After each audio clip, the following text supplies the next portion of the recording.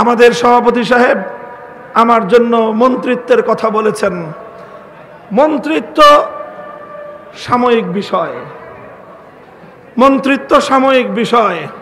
আমাদের হাফিজি হুজুর মন্ত্রিত্ব করেন নাই, আমাদের শেখুল হাদিস আল্লামা আজিজুল হক মন্ত্রিত্ব করেন নাই, আমাদের মুফতি আমিনী রহমতুল্লাহ আলাইহিও মন্ত্রিত্ব করেন নাই, স্যার সৈয়দ ফজলুল করিম পীর সাহেব চরমনাই রাহিমাহুল্লাহ মন্ত্রিত্ব করেন নাই, আল্লামা আহমদ শফি মন্ত্রিত্ব করেন নাই, আল্লামা জুনায়েদ বাবু নগরী মন্ত্রিত্ব করেন নাই। আমাদেরও প্রয়োজন না পড়লে মন্ত্রিত্ব করার খাহেশ নাই, তবে একটা খাহেশ আছে, একটা চিন্তা আছে। বাংলাদেশে বোনাস হায়াতটা আমি পাইছি, আমার বেঁচে থাকাটা এখন বোনাস। যদিও বয়স আমার খুব বেশি না, 51 বছর মাত্র শেষ হয়েছে, সেই হিসাবে আমার বয়স স্বাভাবিক হায়াত অনুযায়ী তো বোনাস বলার কথা না। যেই ষড়যন্ত্রের জাল ভেদ করে আল্লাহ পাক আমাকে আমাদের পূর্ববর্তী আকাবের সালাসার পরে আল্লাহ আমাকে হায়াতে রেখেছেন, এটা আল্লাহ পাকের বিশেষ কুদরত। আমাকে চেষ্টা করেছিল তারা জনবিচ্ছিন্ন করার, আল্লাহ পাক রব্বুল আলামিন মানুষের অন্তরের মধ্যে আমার প্রতি মহব্বত এবং ভালোবাসা বৃদ্ধি করে দিয়েছেন। এটা আমার কোনো কারামত নয়, এটা আল্লামা আহমদ শফির কারামত, এটা আল্লামা জুনায়েদ বাবু নগরীর কারামত, এটা আল্লামা নূর হোসেন কাসেমের কারামত। তাদের এই হত্যাকাণ্ডের কথাটুকু জাতির সামনে তুলে ধরার জন্যই হয়তো আল্লাহ আমাকে বাঁচিয়ে রেখেছেন। পরিষ্কার বলতে চাই, পরিষ্কার বলতে চাই, জালিম ফ্যাসিবাদী স্বৈরাচারী হাসিনার আমলেও হকের মূল কথার ক্ষেত্রে আপোষ করার চিন্তা করি নাই। ভালো ভালো বুঝাইছিলাম, মরা বাপের মূর্তি বানায়েন না, ভালো হবে না। মানুষটা মারা গেছে এবং তাকে আমরা মুসলমানই মনে করি, কাজেই তার মূর্তি বানায় আল্লাহর সামনে তাকে লজ্জিত করেন না, জনগণের সামনে তাকে অপমান করার ব্যবস্থা করেন না। কথাটা ভালো লাগলো না আমাদের। আমার বিরুদ্ধে তিনি ক্ষিপ্ত হলেন, জাতীয় সংসদে তিনি আমার বিরুদ্ধে কথা বললেন, তার গোটা রাষ্ট্রযন্ত্রকে আমার বিরুদ্ধে লেলিয়ে দিলেন। ডিজিএফআই, এনএসআই সহ প্রত্যেকটা গোয়েন্দা সংস্থা যাদের কাজ ছিল রাষ্ট্রের নিরাপত্তা নিশ্চিত করা, সব কাজ বাদ দিয়ে তারা আমাদের আলেম সমাজকে জাতির সামনে হেয় প্রতিপন্ন করার জন্য তারা মাঠে নামলো।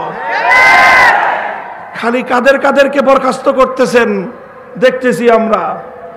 আমাদের ওই নাটকের সময় কারা কারা ছিল অনেকের চেহারা আমার মনে আছে।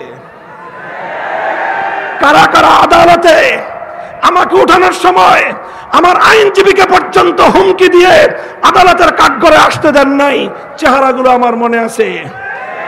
আদালতে থাকবে বিচারক আর আইনজীবীরা। আমাকে আদালতে উঠানোর সময় সশস্ত্র বাহিনীর সদস্য সেখানে উপস্থিত কেন ছিল, প্রশ্নটা আজকে করলাম না, প্রয়োজন হলে ভবিষ্যতে করব। মনে রাখবেন, মনে রাখবেন, আলেম সমাজকে জাতির কাছ থেকে বিচ্ছিন্ন আপনারা করতে পারবেন না। কারণ উলামায়ে কেরাম আল্লাহর জন্য কাজ করেন, আল্লাহর দ্বীনের জন্য কাজ করেন, হকের ঝান্ডা সমুন্নত করার জন্য কাজ করেন। জীবনের পরোয়া করার সময় নাই। বলে দিই, আবারও বলছি, হিন্দু ধর্মাবলম্বীরা তারা তাদের মন্দিরে মূর্তি কয়টা বানাবে সেটা নিয়ে আমাদের মাথা ব্যথা নাই। হ্যাঁ, একটা আফসোস আছে যে তারা সঠিক ধর্ম পেল না, ইসলাম ধর্ম গ্রহণ না করে জাহান্নামের পথে তারা চলতেছে, মনে ব্যথা আছে। কিন্তু তাদের মূর্তি নিয়ে আমাদের মাথা ব্যথা নাই। কিন্তু মুসলমানদের কোন জাতীয় স্থাপনায় রাষ্ট্রীয় সম্পদ ব্যয় করে মূর্তি বানাবেন, আমরা মুখে আঙ্গুল দিয়ে চুষবো। ফ্যাসিস্ট হাসিনার আমলেও হয় নাই, ভবিষ্যতেও হবে না। বাংলাদেশে নতুন করে আর কোনদিন ভাস্কর্যের নামে মূর্তি সংস্কৃতি বাস্তবায়ন করতে দেব না।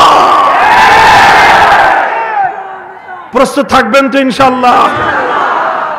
হাম পাসবানে মিল্লাতে ইসলামিয়া, আমাদের কাজ হলো ইসলাম ধর্মের পাহারাদারি করা। হাফিজ হুজুর বলতেন যে তোমরা রাষ্ট্র চালাইতেছো, চালাও, ওটা নিয়ে কারাকারি করার খুব আগ্রহ আমাদের নাই। আমাদের জায়গাগুলোকে কাজ করার জন্য নির্বিঘ্ন পরিবেশ তোমরা রাখবা। আমাদের কোনো কাজের ব্যাপারে নাক গলাতে আসবে সে নাক আমরা কেটে ফেলবো। আমার আগামী প্রজন্মের কোন সন্তানকে নাস্তিক্যবাদে দীক্ষিত করবার কোন পায়তারা বরদাস্ত আমরা করব না। এই বিষয়গুলোকে বাদ দিতে হবে। আগামী প্রজন্ম যেন ইসলামের নবী মুহাম্মদ আরবি সাল্লাল্লাহু আলাইহি ওয়াসাল্লামের সিরাত এবং তার জীবন সম্পর্কে যেন জানতে পারে। এই ধরনের শিক্ষা কারিকুলাম এবং শিক্ষা সিলেবাস জাতীয় শিক্ষা ব্যবস্থায় অন্তর্ভুক্ত করতে হবে। এগুলো যদি করেন, ইসলাম ধর্মটা যদি নির্বিঘ্ন নিরাপদ থাকে, আমরা যারা আল্লাহর জমিনে আল্লাহর দ্বীনকে গালেব করার আন্দোলন করি, সংগ্রাম করি, রাজনীতি করি, আমাদের রাজনীতি নিয়ে যদি কারো অ্যালার্জি চুলকানি না থাকে, তার ব্যাপারেও আমরা জিরো টলারেন্স নীতিতে যাব না। কিন্তু যে আমার জমিনে ইসলামের নামে আল্লাহর জমিনে আল্লাহর দ্বীনকে বিজয়ী করবার রাজনীতির উপর আঙ্গুল তুলতে চাবে, সে আঙ্গুল আমরা ভেঙে ফেলবো। কথা পরিষ্কার। এটাই সিরাতুন নবী, এটাই সিরাতুন নবী। আমরা নরমের নরম থাকতে চাই, নম্রভাবে দ্বীনের দাওয়াত দিতে চাই।